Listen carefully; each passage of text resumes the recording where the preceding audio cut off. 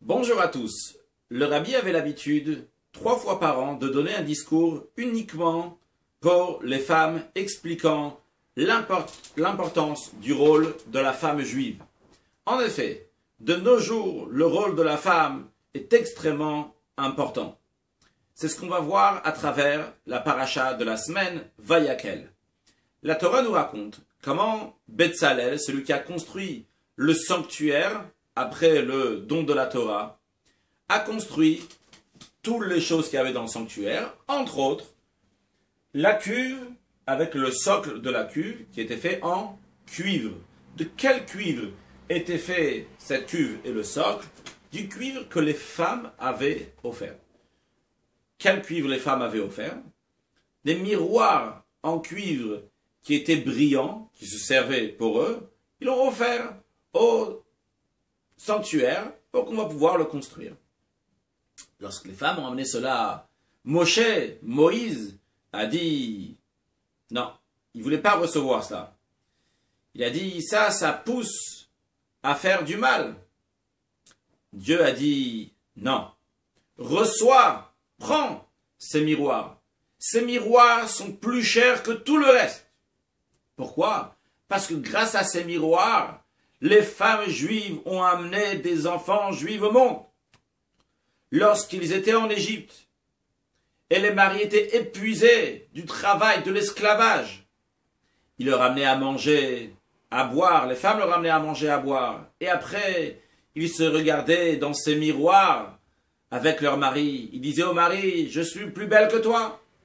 Le mari enviait sa femme, s'unissait, la femme tombait enceinte et avait des enfants. La question qui se pose, c'est pourquoi on a choisi de faire la cuve avec le cuivre des femmes. Il y a d'autres choses dans le tabernacle, dans le sanctuaire, qui étaient faits en cuivre.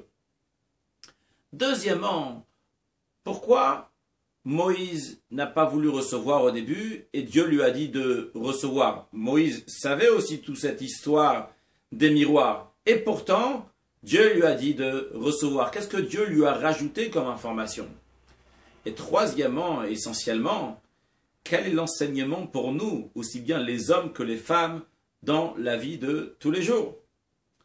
Eh bien, comme vous le savez sûrement, le sanctuaire qui a été fait lorsque les Juifs sont sortis d'Égypte, plus tard, le temple, n'est pas seulement quelque chose du passé, c'est de l'actualité. Chacun de nous fait un sanctuaire à Dieu, notre foyer de nous-mêmes. Et dans notre sanctuaire, on est les prêtres, l'homme, la femme, dans le foyer juif, on est les prêtres. Et avant de rentrer, de faire le culte, la même manière que les Kohanim, les prêtres, qui étaient dans le sanctuaire, devaient se laver les mains et les pieds avant d'y rentrer, de la même manière, nous aussi, avant de rentrer dans notre foyer, on doit laver les mains et notre pied. Qu'est-ce que cela veut dire?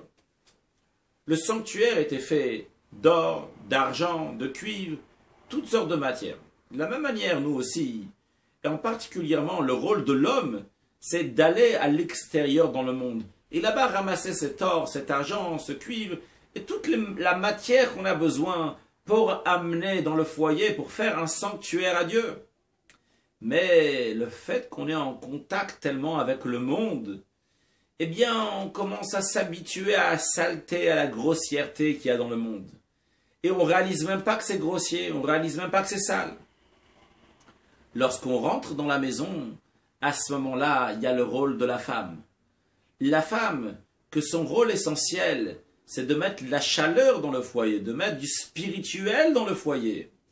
Elle a les forces et la capacité, grâce à sa émouna, sa foi en Dieu, sa confiance en Dieu, de ressentir qu'est-ce qui peut rentrer dans la maison et qu'est-ce qui doit rester à l'extérieur de la maison. Et c'est justement elle qui rince les mains et les pieds de son mari. Qu'est-ce que cela veut dire? Les mains sont en contact avec les choses du monde. Les pieds liés directement, constamment avec le monde.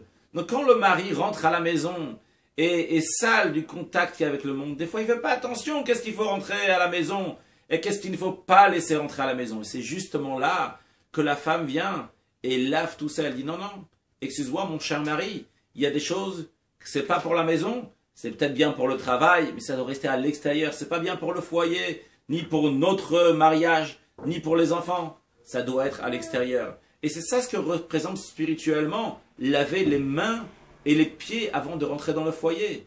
Et justement, comme les femmes ont cette force-là de sensation du spirituel, de la vérité, de la foi juive, qu'est-ce qui est important pour le foyer? Eh bien, c'est pour cela qu'on a pris de leur cuivre pour faire la cuve avec le socle, dans lequel les prêtres vont se sanctifier tous les jours obligatoirement avant de rentrer dans le foyer. Basé sur ça, on va comprendre aussi ce que Dieu a dit à Moshe Rabbeinu. Moshe a dit, ces miroirs sont faits pour pousser au mal, parce que les femmes voulaient s'unir avec leur mari tout simplement. Mais Dieu lui a dit non, non, non, comme on le sait, en fonction de l'intention que les parents ont au moment de l'union, en fonction de cela vont être les vêtements spirituels, le caractère de l'enfant. Si c'est des bonnes pensées, des pensées positives, eh bien avec un but, eh bien à ce moment-là les enfants vont avoir un caractère qui est fin. Par contre, si c'est des intentions qui sont grossières, eh bien les enfants auront un caractère qui n'est pas fin. Eh bien, Dieu a dit à Moshe Rabbeinu, regarde ces enfants lors de la mer Rouge, c'est eux qui m'ont reconnu en premier, c'est ces enfants qui vont entrer en terre d'Israël, c'est ces enfants qui sont mon armée, c'est les Tzivot Hashem, ceux qui font ma mission ici-bas sur terre. Regarde comment ils sont purs, comment ils sont bien. Cela prouve que leur mère, lorsqu'ils utilisaient les miroirs, c'était pas juste pour un plaisir physique, mais uniquement pour une union, mais c'était pour un sens profond. Il y avait des émotions dans cela, il y avait de la kedusha, de la sainteté.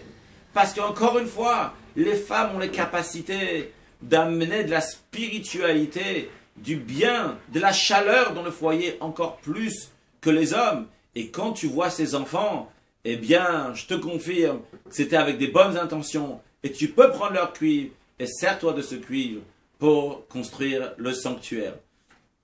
Alors, conclusion de tout ça, si vous n'êtes pas encore marié, que Dieu vous bénisse, vous aide à trouver votre mazal, votre deuxième partie, que ça soit très prochainement, mais il faut aussi aider Dieu, parce que quand il met à l'opportunité quelque chose, il faut voir, s'intéresser, se pousser, il faut se marier. Et bien sûr, les juifs entre juifs et les non-juifs entre les non-juifs.